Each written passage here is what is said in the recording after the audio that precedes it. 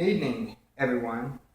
I would like to take this opportunity to talk to you this evening about college athletics that involves both men and women, and how the current system in place, which by the way has been in place for many decades, needs changing.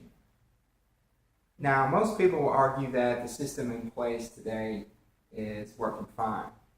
However, I think that we need to modernize the system, bring it up to today's standards.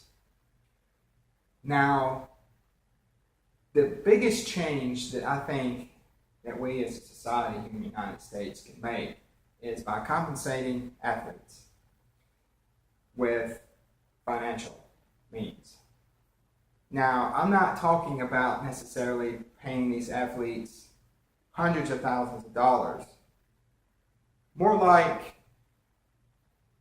$30,000, $40,000 for a major university, maybe $5,000 or $10,000 for a medium to small size college and universities. That in itself is another debate as far as how much they should be compensated. But the point here is that they do need to be compensated more than just a scholarship, room and board, and meals. And I'm going to be going over some of the main reasons why it is very important for us to not only consider and debate it, but to move forward and give men and women more than what they're receiving today. One of the main reasons that we should give athletes payment is that they are bigger and stronger and faster than any time in history. They are, and as a result, that means that there are more serious injuries, there are more frequent injuries.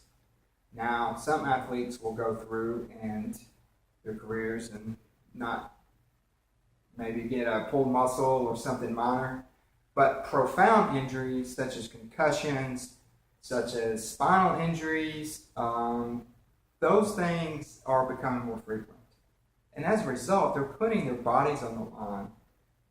And yes, they're getting an education, but they should be compensated for the risk. There's a lot of risk involved, not only in football, but in baseball, basketball, swimming, gymnastics.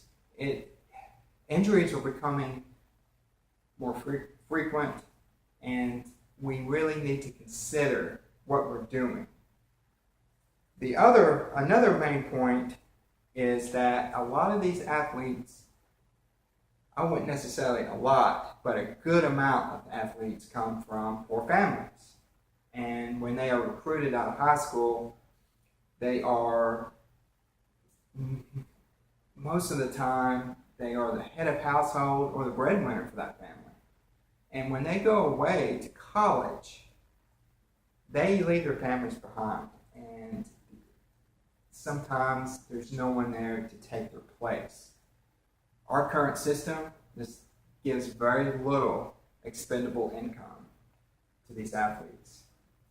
And they have no means to send them any money back home. They're not allowed to take on jobs. They're not allowed to do very much. And therefore their families suffer.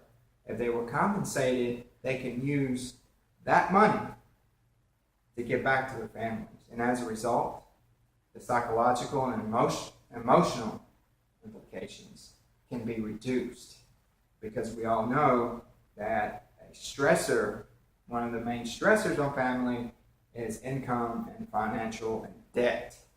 So we need to consider that not all athletes come from middle class and upper class families where their parents can give them money and they can relax, have a good time. There is a substantial amount of athletes that need to have a way of taking care of their families. Another main reason is that the elite athletes leave school early to go to college, to play pro. Now, consider this though.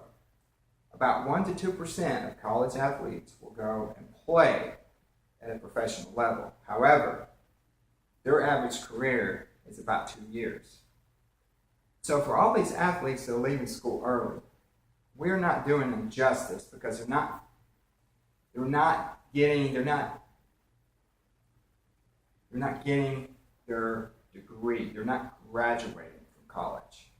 And when you follow the stats, they go play, they're out 2 years, and they have little or no money left. And now they can't go back and get that scholarship. And now, where are these athletes at? They're back home, struggling to find jobs. I think that if we compensate athletes, they would consider staying longer and finishing their degrees, which will impact our society in a positive way. Another argument that can be made is that there is a lot of corruption at all universities. Most of it never goes noticed or found. Now this is taking money from boosters. This is money under the table. And with the rules in place, it can really put burdens on universities with the penalties. Universities could lose their postseason eligibilities, and that reduces income for the university. We have a system in place right now where if you get caught, there's penalties. Even for trivial things, the penalties can be profound. I think if we just loosen the strings and give athletes some income, besides the little amount they're getting, they can really focus on doing the right things. Because when you're broke, what do you usually do? You can't get a job, so you've got to resort to money under the table or possibly even criminal activities. And if we can eliminate those types of actions, I believe that our universities and colleges can be cleaner, and there should not be as much to worry about. So in conclusion today, I've made a few points on why we should consider modernizing the system. I do not believe it reflects today's times. There's a lot going on with the diversity of the athletes that are coming in. There's more poverty, and therefore students need access to income. The universities do not need to take it all and not share the wealth. Thank you.